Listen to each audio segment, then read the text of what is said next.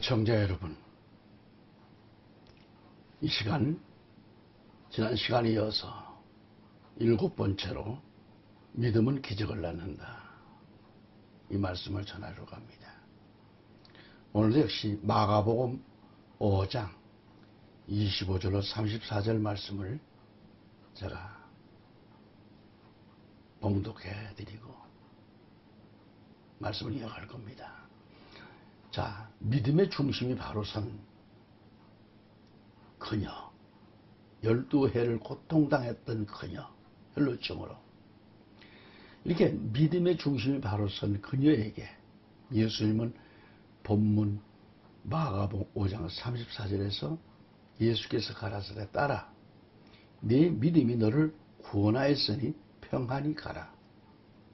내 병에서 놓여 건강할지어다. 아멘.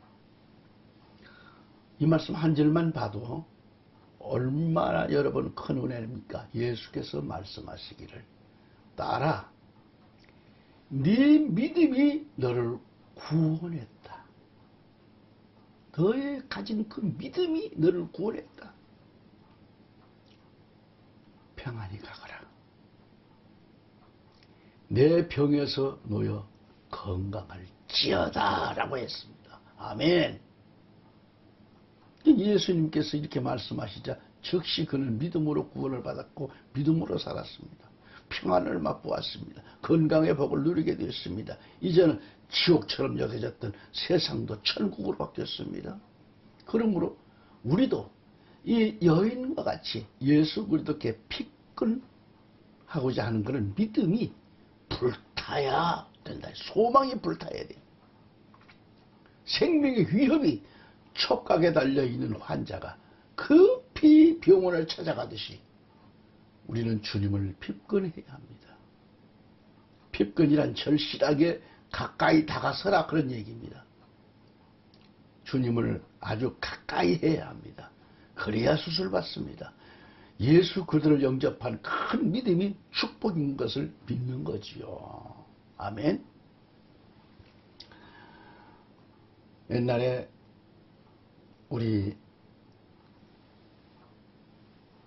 제가 부흥 집회를 갔던 안양에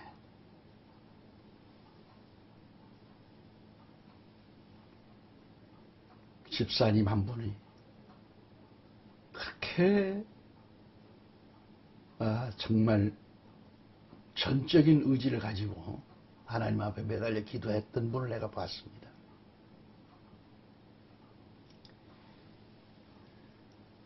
그런 그분은 자기 집에 초대를 해서 갔는데 어머니가 온몸이, 난 사람 몸이 그렇게 이렇게 누르면 무슨 스펀지 누른 것 같아요. 온 살이 다리고 팔이고 얼굴이고 그냥 완전히 부어가지고, 그래서 제가 가니까 목사님, 우리 어머니 갑자기 이렇게 되셨는데 기도해 주세요. 그래서 붙들고 기도를 해드렸어요. 그리고 여기저기를 꾹꾹 찔러서 만져드리고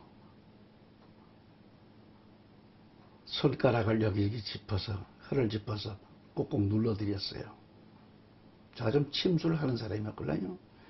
그래서 그런 혈질들을 눌러서 했는데 기도해주고 나서 우리 주 예수 그리스도 이름으로 깨끗해질지어다라고 했는데 어머니가 아멘 했습니다.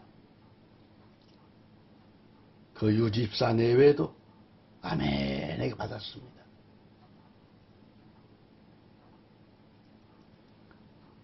그리고 무슨 너무 빨리 풍선이 바람 빠지듯이 너무 쉽게 쫙 살이 빠져버리는 거예요. 이때 그 유집사님이 신앙의 확신을 얻고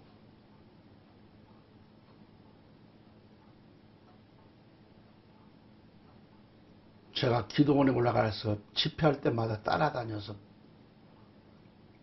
그리고 본교에 가서 주일은 섬기고,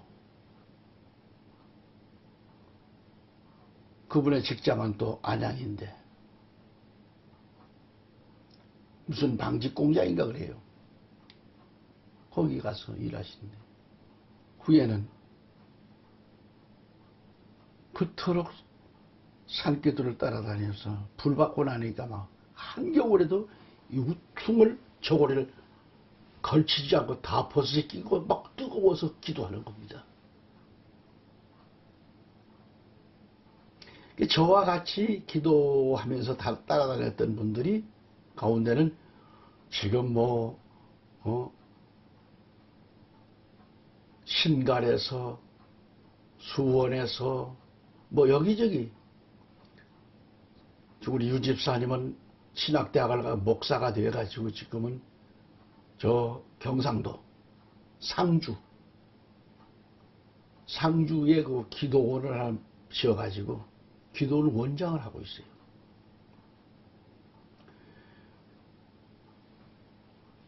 하나님께서는 나는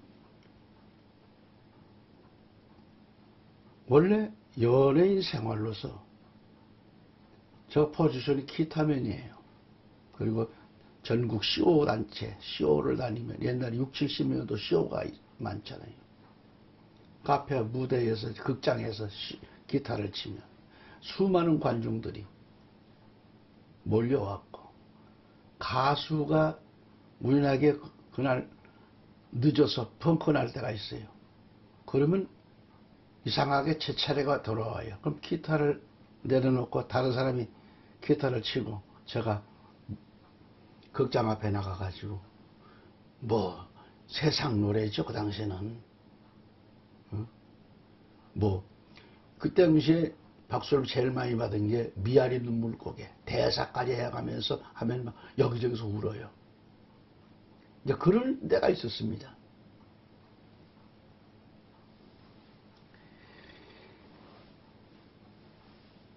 여러분, 그런 사람이 은사의 은자도 모르는 사람이 성경 찬송을 겨우 기도하면서 신학을 가게 되고, 그리고 전도사로 임명받고, 주일학생들을 처음 맡았을 때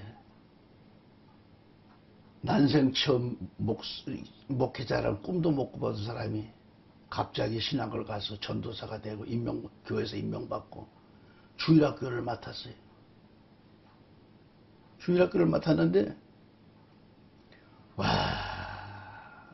주일학교 앞에 무슨 설교를 해야 될지 땀이 쏟아지는 겁니다. 그러면 밤새 주여 주여, 어린아이들에게 어떤 설교를 해야 됩니까? 그렇게 기도하면서 어린아이 앞에서도 그렇게 땀 흘리며 설교를 했던 적. 목사님께서 또 신방전도사라다가 저를 임명시켰는데 수원에서도 남창동 쪽에 발달로 제일 부자 동네에 신방전도사가 됐어요. 그 당시에 70년, 80년 초까지 냉장고 가리가 흔치 않았습니다. 근데 제가 맡은 구역에 신방전도사가 임명받아서 갔는데요. 우리 교회에 장로님들이, 권사님들이 제일 많이 사는 동네예요. 그 장로님, 권사님, 이제 신학생이, 1학년생이 신방전도사를 맡았는데 갑자기 아무것도 생각 안 나요. 성경 찬송을 들고 마음속으로 엄청 떠는 거예요. 그런데요, 그 구역에는 한겨울인데도 그 당시에 딸기가 나오고, 제가 놀랐어. 한겨울에 딸기가 나오고 수박이 나오고 말이죠. 신방전도사가 같이 구역 예배를 그러면 거기 모이시는 분들은 뭐예요? 장로님, 권사님, 집사님, 이런 분 한 20명 모여가지고 구역 예배를 드리는데요.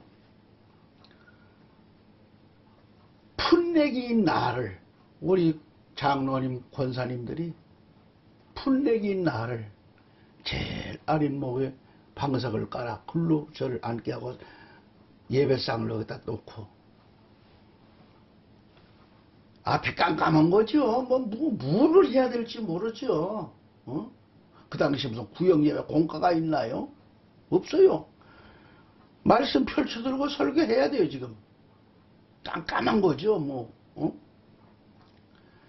그러다가 목사님 설교를 많이 들었으니까, 오늘은 이 설교를 생각나는 대로 해야지 하고, 기도를 간절히, 주여 이 입술을 주님 독을 삼아 주셔서 말하게 하여 주옵소서 하고, 기도하고서 찬송 부르고, 아무개 장로님, 아무개 권사님, 기도해 주세요. 기도하면, 얼마나 우리 전도사하고 기도를 해 주시는지, 정말, 근데 거기 우리 전도사하고 기도해 주시는데 마음에 오는 부담은 더 커져요. 왜? 이렇게 사랑을 받고 이렇게 축복 기도를 받는데 장로님한테, 권사님한테 나 이 무슨 설교를 해야 될까?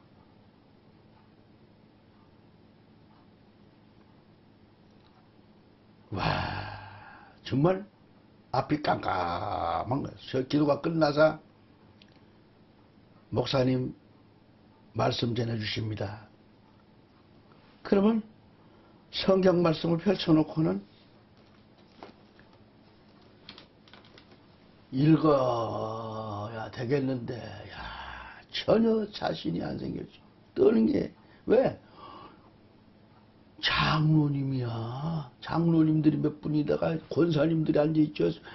집사님들이 앉아있죠. 평신도들, 평신도들 앞에서는 좀 하겠는데, 장로님, 권사님이에요. 날 웃기는 분들이요. 수원의 큰 갑부들이에요. 사장들인데.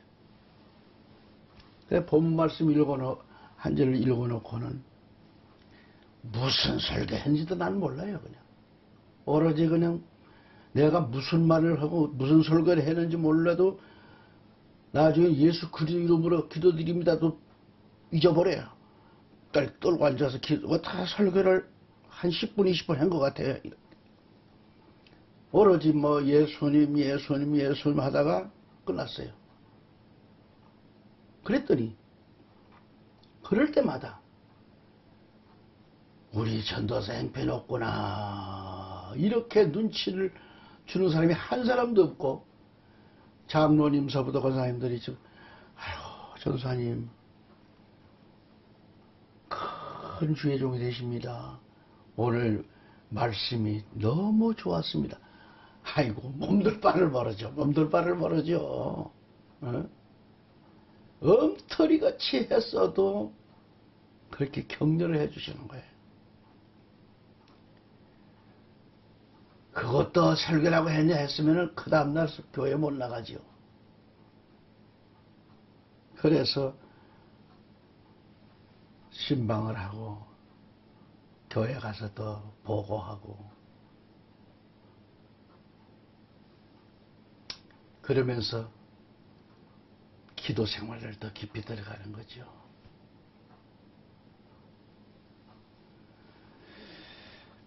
여러분, 제가 무슨 얘기를 하다가 이렇게 되는지, 환자가 의사의 지시에 따라야 하듯이 의사의 조종을 받아야 돼요.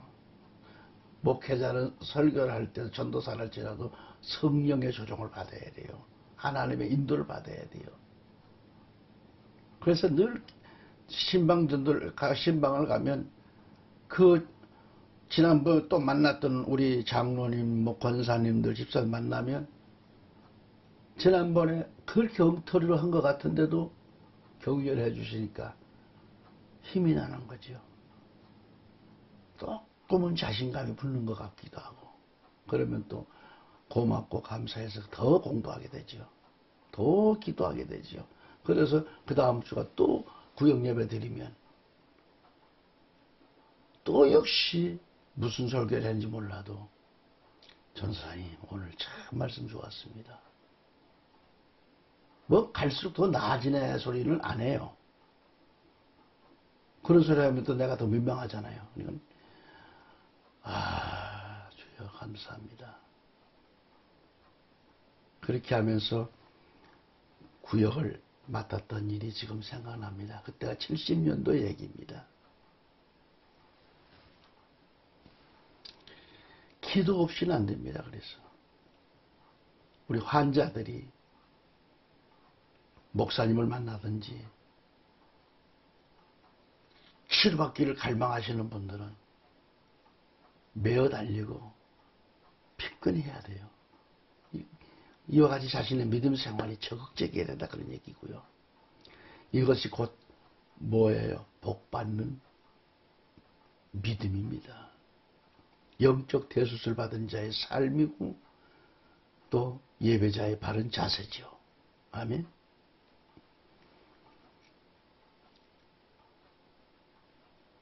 자,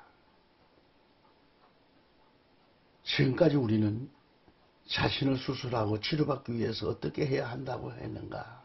첫째는 내 생각, 내 방법, 내 고집을 치료받아야 된다 그런 얘기죠. 둘째는 병의 원인을 알기 위해서는 진단이 필요하다는 얘기를 했고요. 셋째는 적극적인 노력, 적극적으로 노력하라는 얘기를 해드리면서 이 시간까지 왔습니다. 네 번째는 자, 뭘 가져야 되는가? 적극적인 소망이 필요합니다. 소망을 가져라. 적극적인 소망입니다. 가령 믿음으로 대수술 받는 기적은 뭐냐? 그게 바로 적극적인 소망입니다. 매우 필요한 말씀인 거죠. 적극적인 소망을 갖지 않고서는 어떻게 할 것인가? 이제 우리는 간절한 기도, 이 불타오르는 기도가 필요합니다. 적극적인 기도의 자세가 필요합니다. 여러분, 기도란 뭐예요? 기도는 하나님과의 대화라 그랬잖아요. 이 시대의 성도들은 교회는 다니는데 기도가 없는 벙어리가 너무 많아요. 벙어리. 하나님 앞에 와서도 말 못하는 벙어리들. 벙어리가 너무 많아요. 여러분, 뭐가 어렵습니까, 기도가? 기도가 어렵다고 생각하고 기도 못한다고 하면 여기 정목사 기도 제일 못해요. 그러나 항상 솔직한 기도입니다. 남들처럼 앞뒤가 웅장하고 아주 화려하게 막 여러 가지 섞여 이것저것 나오는 어떤 분은 창세기부터 요한계시록까지 다 읊으면서 기도를 하시죠. 나는 그런 존재는 안 됩니다. 그러나 짤막짤막해도 오로지 짧은 기도, 그 속에서 하나님 앞에 오로지 드려지는 말씀, 고하는 것입니다. 마치 자식이 아버지 만나서 대화하는데 거기에 무슨 격식이 필요합니까? 아버지 가라사대 아버지께서 이럽니까? 아버지 저 이런 거 이러는데요. 이런 게 필요해요. 그러지요. 엄마 이런 거는 필요한데 그렇지 이런 거 필요하다. 뭔 거기에 무슨 어려울 게 있어요? 그렇게 대화하듯이 주문하듯이 하나님 앞에 내 모든 걸 맡기고 내가 기도할 제목을 정해서 아버지 앞에 아버지 나 이게 필요합니다. 아버지 제가 주님 영광을 위해서 이렇게 제가 살아가겠습니다. 대화가 되는 거예요. 어떤 사람은 20년 30년 믿어도 벙어리야. 여러분 대화가 없는 가정은 삭막하잖아요. 기도가 없는 교인은 말 못하는 벙어리와 같은 거예요. 그래서 하나님은 항상 나와 함께 하시며 나와 함께 대화하기를 원하시는 게 하나님이세요. 부모는 자식의 요구를 들어주듯이 하나님의 백성도 우리는 하나님과의 대화를 해야 됩니다. 그러니까 이 성도들의 기도는 하나님께서 우리에게 주신 특권이고 권리예요. 내가 주님 앞에 나와 기도하면 그 기도를 들으시고 응답해 주신 하나님이시잖아요. 아멘. 마가복 5장에서 혈루증으로 12년 동안 이렇게 고통을 당해왔던 이 여인, 11년 동안 혈루증으로 아픔을 겪었던 이 여인이 예수 그리스도를 영접했어요. 그리고 그토록 괴롭던 자신이 괴로웠던 그 혈루병, 고통스러웠던 그 혈루병이 깨끗하게 치료함 되었고 건강을 회복했다는 것이 오늘 본문 말씀이에요. 그래서 그녀는 두렵고 떨리는 심정으로 예수님 발 앞에 엎드리고 이 모든 사실을 고했습니다. 저는 이 말씀에서 참된 기도의 모습을 보았습니다. 첫째, 기도는 하나님 앞에는 내가 여기 있다라는 행위라고 보는 거예요. 하나님 앞에 엎드렸다고 하는 것은 겸손의 미덕을, 내 모든 사정을 그대로 아뢰는 대화입니다. 이것이 기도예요. 성도들을 하나님의 긍휼하심을 받고 때를 따라 돕는 은혜를 갈구하며 얻기 위하여 은혜의 보좌 앞으로 담대히 나가야 됩니다. 하나님 앞에 겸손히 두 무릎을 꿇고 아버지, 지금 내 사정이 이러저러합니다. 아버지, 이 문제를 가지고 기도드립니다. 아버지, 이 뜻대로만, 내 뜻대로만 없이고 아버지의 뜻을 따라서 생각나게 하시고 그 말씀에 의해 살겠사오니 이 문제만큼은 주여 해 주옵소서. 그 사정을 낱낱이 주님 앞에 고하는 겁니다. 그때 은혜와 사랑이 충만하신 하나님은 미쁘시고 의로우셔서 나 같은 죄인의 소원을 다 들어주시고 응답으로 해결하여 주신다고 하는 사실을 믿으시기 바랍니다. 저는 그런 모습이 너무 좋아요. 그런 걸 많이 봤어요. 하나님께서 내 소원에 귀를 기울이시도록 내가 바른 믿음을 가질 때 마치 마른 땅에 샘물이 흐르듯이 기적이 터져 나오는 것을 믿으시면 아멘. 아멘. 축복의 강수가 쏟아지고 넘치는 것을 믿으시면 아멘. 이 사실을 우리 주님께서는 친히 약속하시고 구하라고 말씀하신 거예요. 그래서 마태복음 7장 7절로 8절에 여러분 잘 아시는 말씀이죠. 구하라. 그리하면 주실 것이요. 찾으라. 그리하면 찾을 것이요. 문을 두드리라. 그리하면 너희에게 열릴 것이니. 구하는 이마다 얻을 것이고 찾는 이가 찾을 것이요. 두드리는 이에게 열릴 것이니라. 이렇게 말씀하셨습니다. 아멘.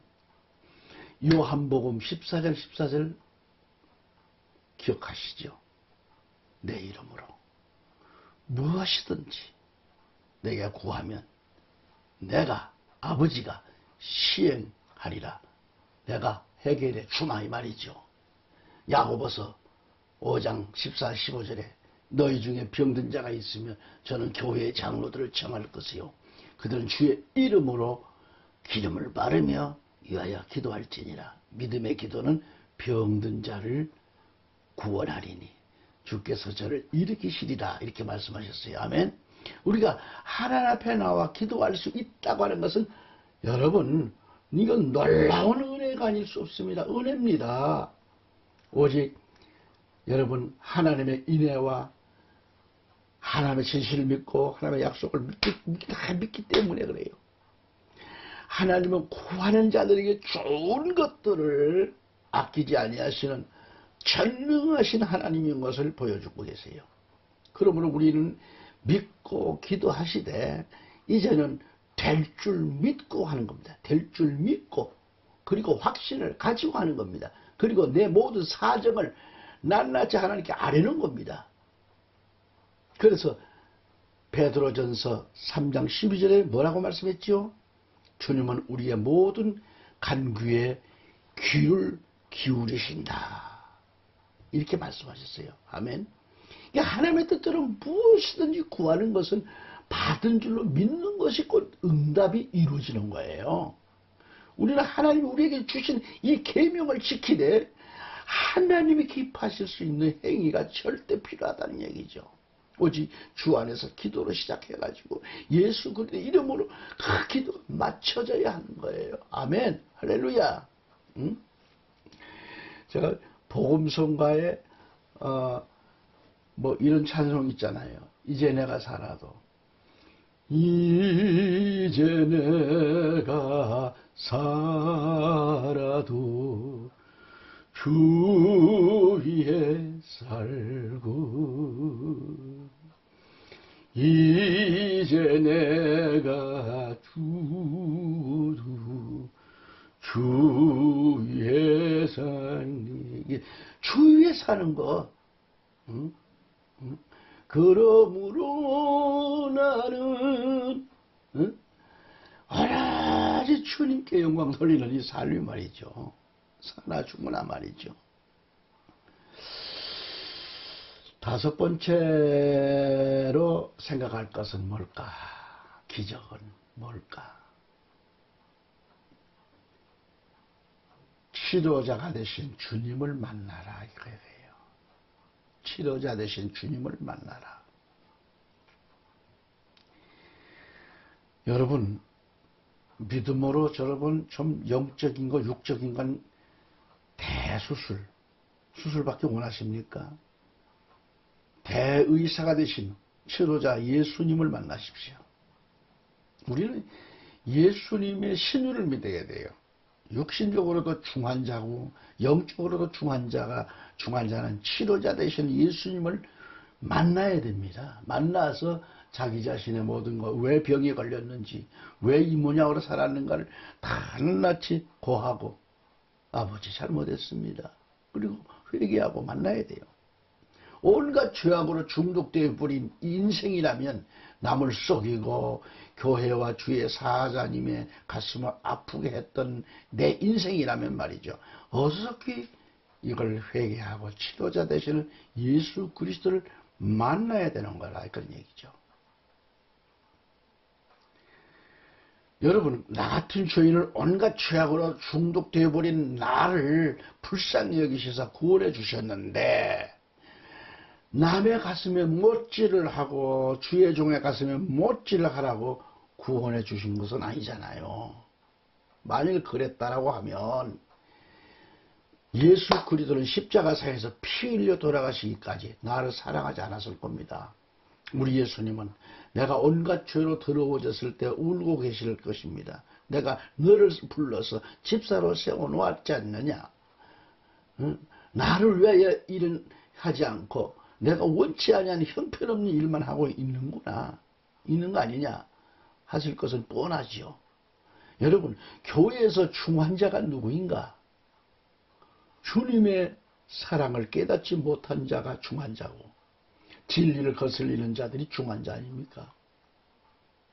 이들은 그 못된 악성죄성을 버리지를 못하고 악성죄성을 앞세워서 주의 일에 간섭이나 하고 회방하고 일할 사람들을 앞서 시기 질투하고 회방하고 응?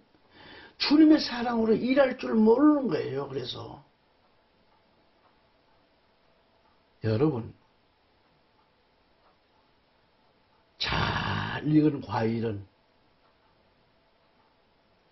먹는 자의 마음을 기쁘게 해줍니다. 즐겁습니다. 이처럼 잘 익은 신앙이 성숙되고 잘 익은 성도는 하나님이 기뻐하시고 하나님이 받으세요. 천사가 금그릇을 가지고 내려가셔서 그 기도를 금대접에 받고 하늘보좌 갖고 올라가는 겁니다. 여러분의 기도가 얼마나 귀하면 금그릇을 가지고 와서 금그릇에 그 기도를 받아갈까요, 천사들이. 그런데 어떤 천사는 매일같이 기만무게, 정한무게를 와서 내려와서 기도를 담아가야 되는데 1년 12달 기도를 못 담아가 올라 맨날 그냥 가는 거예요. 그리고 교회를 어지럽힌 일만 하고 있어요. 꿀인내 나고 썩고 냄새난 일만 하고 있어요. 그러면 천사는 뭘 보고할 겁니까? 아무개. 여러분, 그러니까 이들을 가리켜 영적으로 정신병자요, 문둥병자요, 중환자라고 비유하고 있는 거예요. 성경에는 혹 이 말씀에 대해 해당자는 없나요? 분명히 있을 것 같은데 말이죠. 혹 자신을 감춘다고 해서 영적으로도 감추어질까요? 환자가 의사 앞에서 자신의 병명을 감출 수 있을까요? 환자는 의사 앞에서 내가 어디가 아파서 왔노라고 고백을 해야 합니다. 그래야 속기 치료한 받게 되잖아요. 마찬가지로 우리가 영적으로 환자이기 때문에 나는 이러이러한 죄인입니다. 주여 나를 용서하여 주옵소서, 나를 고쳐 주옵소서 하고 고백을 해야 되는 거예요. 그렇게 해서 믿음으로 자신이 치료함 받아야만 합니다. 할렐루야. 12년 동안 혈루증으로 말할 수 없는 이 고통에서 예수님의 옷자락을 만졌을 때 그 고통스럽고 괴롭던 병이, 그 더럽고 추한 병이 치료가 되었어요. 병에서 놓여서 정상인이 됐다는 것. 이 얼마나 감격스럽고 기쁜 일인가. 이제 그 여인은 살았습니다. 인생 살 맛을 느꼈습니다. 그리고 그 순간부터 평안을 얻었어요. 이제부터는 살 맛이 납니다. 하나님의 은혜가 너무도 크고 감사한 거죠. 믿음으로 대수술 받는 역사가 일어났습니다. 할렐루야. 오늘 나는 어떻습니까? 불완전한 것은 인간인데 우리는 주님을 붙잡고 매달려야 합니다. 핍절해야 합니다. 여인이 예수님의 옷자락을 잡았듯이 이제부터는 내 차례다 이 말이죠. 마가복음 5장 28절에 이는 내가 그의 옷에만 손을 대어도 구원을 얻으리라 하밀라라고 했습니다. 이 말씀대로 우리는 확실히 믿어야 합니다. 이 여인은 구원을 얻으리라는 믿음이 있었습니다. 그리고 기도가 있었습니다. 확신이 있었습니다. 그녀가 어떤 신앙교육을 받았는가? 신앙교육도 그 무엇도 없었습니다. 그녀는 오직 예수님의 소식이에요. 복음을 받았으며 그녀는 믿음의 확신을 가진 겁니다. 그 믿음으로 자신이 치료함 받았다는 얘기죠. 그 믿음이 치료자 되시는 예수님을 만나게 된 겁니다. 놀라운 기적을 체험받았습니다. 아멘. 그렇다면 우리는 어떻게 해야 할까요? 믿음을 가져야 돼요. 주님께서 우리에게 요구하시는 것은 바로 믿음입니다. 열차를 타고 여행을 할 때 반드시 승차권이 있어야 합니다. 이처럼 예수님께서 요구하시는 것은 믿음이에요. 믿음의 승차권. 사도행 14장 8절 9절에 루스드라에 나면서부터 발을 쓰지를 못하는 한 사람이 있었는데 그 안진뱅이의 일을 걷게 한 기적이 일어났습니다. 사도 바울이 말씀을 전하던 중 그에게서 구원받을 만한 믿음이 있었음을 보았다고 그랬어요. 그때 바울은 큰 소리로 말하기를 내 발로 일어서라 하니까 그 사람이 뛰어 걷는지라. 사도행 14장 10절에 이렇게 말하고 있는 거예요. 구원받을 만한 믿음이 있는 것을 보고 이는 신유의 은사면에서 절대적인 원동력이 되는 겁니다. 원동력이에요. 원동력. 네가 낫기를 원하느냐는 그 원동력, 치료함 받기를 원하는 그 원동력, 갈급함. 본인 자신의 믿음도 필요하지만 연고자의 믿음도 역시 필요하잖아요. 히브리서 7장 1절에 믿음은 바라는 것들의 실상이요 보지 못하는 것들이 증거라고 하셨습니다. 히브리 11장 6절에 믿음이 없이는 하나님을 기쁘시게 못한다. 기쁘시게 못한다 그랬어요. 그래서 믿음이란 하나님의 약속을 확신하는 보증수표와 같은 거라 그런 얘기를 전해드리는 겁니다. 애청자 여러분, 이 시간까지 말씀을 경청해 주시고 함께 성경을 들고 함께 은혜 받는 시간을 가졌음을 감사드립니다. 오늘도 내일도 하나님의 은혜가 여러분 해결받는 역사가 적극적인 그 믿음의 역사로 승리하시기를 우리 주 예수 그리스도 이름으로 축원합니다. 감사합니다.